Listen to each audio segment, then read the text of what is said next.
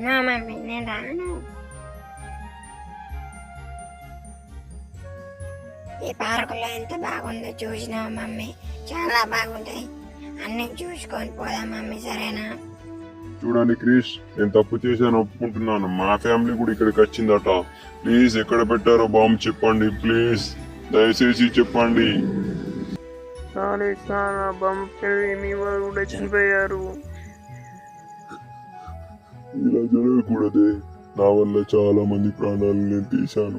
నేను చేసిన తప్పుకి ఏ శిక్ష పడినా పర్వాలేదు.